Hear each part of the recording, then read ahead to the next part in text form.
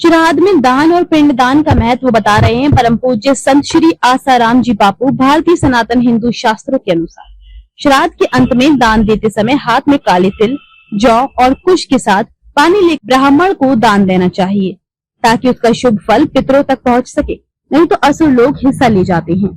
ब्राह्मण के हाथ में अक्षत चावल देकर ये मंत्र बुलवाया जाता है। अक्षतम चास्तु में पुण्यम शांति पुष्टि भ्रातिश्च में यदि चेर्यस कर्म लोके तदस्तु सदामम। मेरा पुण्य अक्षय हो, मुझे शांति पुष्टि और धृति प्राप्त हो, लोक में जो कल्याणकारी वस्तुएं हैं वे सदा मुझे मिलती रहे। इस प्रकार की प्रार्थना भी की जा सकती है। पितरों को श्रद्धा से ही बुलाया जा सकता है, केवल कर्मकांड या वस्तुओं से काम नहीं होता है। श्राद्ध में चांदी का दान, चांदी के अभाव में उसका दर्शन अथवा उसका नाम ले लेना भी पितरों को अनंत एवं अक्षय स्वर्ग देने वाला दान कहा जाता है। योग्य पुत्रगण चांदी के दान से अपने पितरों को तारते हैं।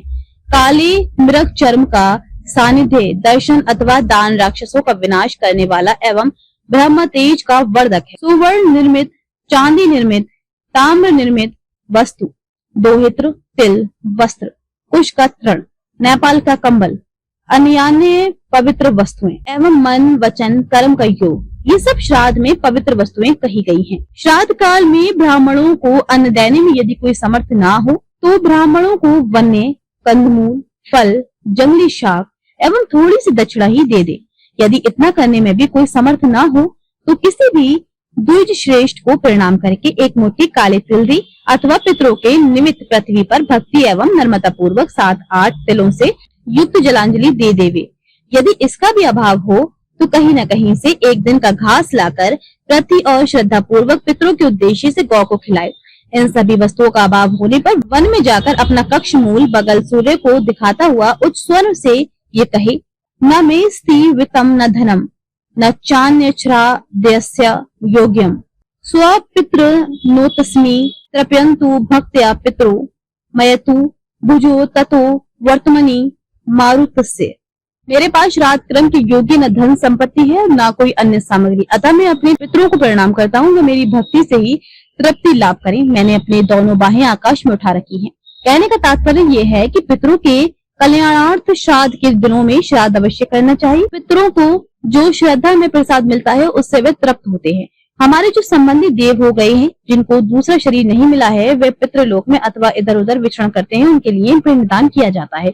बच्चों एवं सन्यासियों के लिए पिंडदान नहीं किया जाता। पिंडदान उन्हीं का होता है जिनको मैं मेरे की आसक्ति होती है। बच्चों की मैं मेरे की स्मृति और आसक्ति विकसित नहीं होती और संन्यास ले लेने पर शरीर को मैं मानने की स्मृति सन्यासी को हटा देनी होती है। शरीर में उनकी आसक्ति नहीं होती, इसलिए उनके लिए पिंडदान नहीं किया जाता।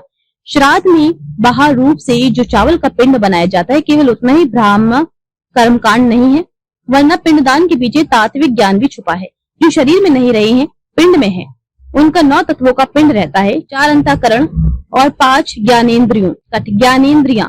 उनका स्थूल पिंड नहीं रहता है, वरन वायु में पिंड रहता है। वे अपनी आकृति दिखा सकते हैं किंतु आप उन्हें छू नहीं सकते। दूर से ही वे आपकी दी हुई चीज को भावनात्मक रूप से ग्रहण करते हैं और दूर से ही वे आपको प्रेरणा आदि देते हैं अथवा कोई स्वप्न में भी मार्गदर्शन देते हैं। अगर पितरों के लिए किया गया पिंडदान श्राद्ध क्रम व्यर्थ होता तो वे मृतक पितृ स्वप्न में ये नहीं कहते कि हम दुखी हैं, हमारे लिए पिंडदान करो ताकि हमारी पिंड की आसक्ति छूटे और हमारी आगे की यात्रा हो, हमें दूसरा शरीर दूसरा पिंड मिल सके।